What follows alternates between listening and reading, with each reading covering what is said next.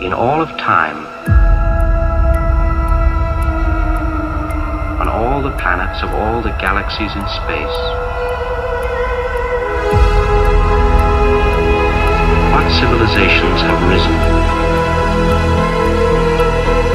looked into the night, seen what we see,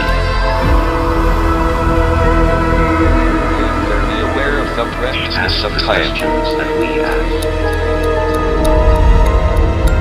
I was given 2 to 3 years to live. I faced a life unable to properly communicate. So far with string theory, 2 plus 2 always is 4. Perhaps it is the only theory where 2 plus 2 is 4.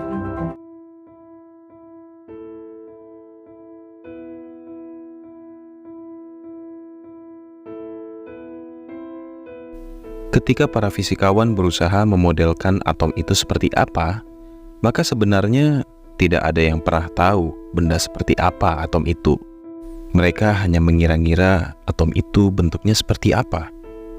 Karena itu, pada masanya, model atom tidak pernah sama, selalu berkembang.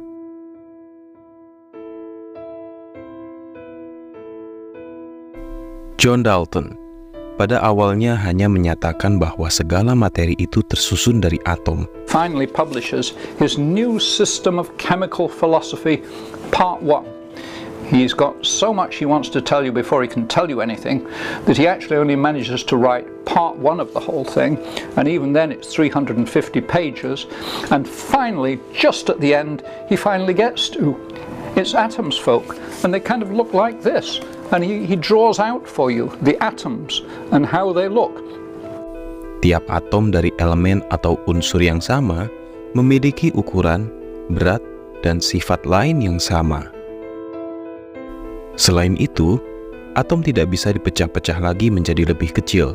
Namun, teori Dalton ini dikoreksi oleh Joseph John Thomson yang menemukan elektron, partikel lebih kecil dari atom ketika bekerja dengan sinar katoda. Model atom Dalton pun berkembang menjadi model atom Padding-Plumb dengan tambahan elektron. Ernest Rutherford kemudian menemukan kelemahan dari model atom Thomson ini berdasarkan pengamatan terhadap radiasi alfa yang dipancarkan radium. Rutherford kemudian mengusulkan model atom dengan muatan positif konsentrik di inti atom alih-alih terdistribusi merata di dalam volume atom. Namun, model ini juga belum cukup menjelaskan atom dengan baik. Niels Bohr membuat model baru bahwa elektron mengelilingi inti atom pada orbit tertentu dengan momentum sudut dan energi tetap, dan jaraknya dari inti atom proporsional dengan tingkat energinya. Teori atom pun kemudian terus berkembang ketika Rutherford dan murid-muridnya menemukan partikel subatomik yang kemudian disebut proton. Disusul kemudian James Chadwick menemukan neutron. Demikian seterusnya, sampai model atom dikembangkan sampai didapatkan model atom seperti saat ini, dengan adanya quark sebagai penyusun elemen hadron, serta gluon sebagai pengikat quark. Sudah sempurna? Mungkin tidak, tapi dalam berbagai hal cukup untuk menjelaskan fenomena-fenomena fisika terkait atom. Pertanyaannya, apakah para ilmuwan itu pernah mengamati atom dan partikel subatomik secara langsung? Tentu saja tidak, karena bahkan Dalton sendiri pun menyatakan bahwa atom itu invisible, tidak terlihat. Para fisikawan dan kimiawan pada masa itu mengembangkan teori atom berdasarkan fenomena ikutan yang mereka amati. Bahasa sederhananya, mengamati jejak dari perilaku atom. Walau tidak bisa melihatnya, mereka percaya atom itu ada. Model atom modern berhasil ditemukan tanpa ada satupun manusia melihat atom.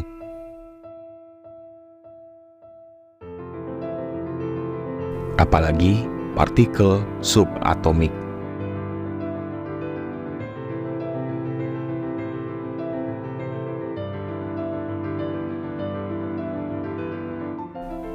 Tapi model itu berhasil menjelaskan bagaimana fenomena-fenomena fisika pada atom dan inti atom terjadi. Tidak perlu benar-benar melihat sesuatu secara fisik untuk mengetahui sesuatu itu ada. Dari jejak yang ditinggalkannya pun dapat dipahami bahwa ada sesuatu yang menciptakan jejak tersebut. Termasuk eksistensi Tuhan. Sebagian orang menolak eksistensi Tuhan karena mereka tidak bisa mengindranya. Dianggap tidak masuk akal, imajinasi manusia belaka, sebatas usaha manusia untuk menjelaskan fenomena yang tidak bisa dipahaminya. Hal terakhir menurut mereka tidak lagi relevan karena sekarang sudah ada sains. Tidak perlu Tuhan untuk menjelaskan fenomena yang terjadi di alam semesta. Cukup dengan sains saja, karena sains bisa diindra, Tuhan tidak. Padahal adanya Tuhan bisa dipahami dari apa yang telah Dia ciptakan, manusia, alam semesta, dan kehidupan. Sederhananya, tidak mungkin manusia, alam semesta, dan kehidupan muncul dengan sendirinya atau menciptakan dirinya sendiri. Pasti ada sesuatu yang menciptakan. Tidak perlu sains untuk memahami hal seperti ini, cukup rasio. Sebagaimana perilaku pantulan-pantulan radiasi alfa lebih dari 90 derajat merupakan tanda adanya konsentrasi partikel bermuatan positif pada inti atom. Dan ionisasi materi dari tembakan radiasi merupakan tanda adanya partikel bermuatan netral. Maka adanya manusia, alam semesta, dan kehidupan sudah menjadi tanda adanya pencipta. Mengatakan bahwa alam semesta tidak bermula atau bermula dengan sendirinya merupakan bentuk pemerkosaan akal sehat, karena tidak ada dari keduanya yang bisa diterima akal.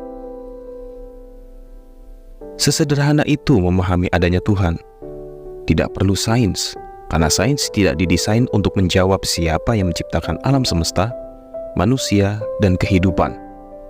Sains sejak awal dikembangkan sebagai model untuk memprediksi bagaimana alam semesta, manusia, dan kehidupan bekerja. Itu saja, tidak lebih. Menggunakan sains sebagai penghakiman apakah Tuhan itu ada atau tidak merupakan pelanggaran terhadap prinsip saintifik itu sendiri. Tuhan, Sang Pencipta manusia, alam semesta, dan kehidupan, Allah Subhanahu wa Ta'ala, memang tidak bisa diindra. Allah sendiri tidak sama dengan ciptaannya, berada pada dimensi yang berbeda dengan ciptaannya, tidak terikat pada apa yang diciptakannya. Sebagaimana firman-Nya, tidak ada sesuatu pun yang serupa dengan Dia. Lagi pula, kalau Tuhan memiliki kesamaan dengan ciptaannya, maka entitas itu tidak layak disebut Tuhan. Walau tidak bisa diindra oleh manusia, akal manusia mampu menjangkau bahwa Allah itu ada, dan Allah lah yang menciptakan semua yang ada di alam semesta ini.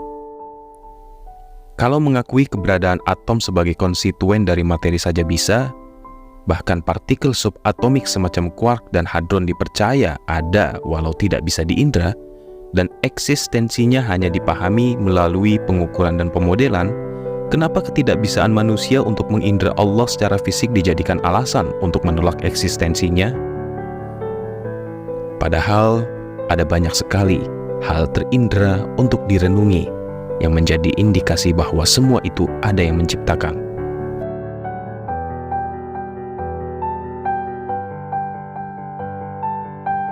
Maka apakah mereka tidak memperhatikan unta bagaimana dia diciptakan, dan langit bagaimana ia ditinggikan, dan gunung-gunung bagaimana ia ditegakkan, dan bumi bagaimana ia dihamparkan?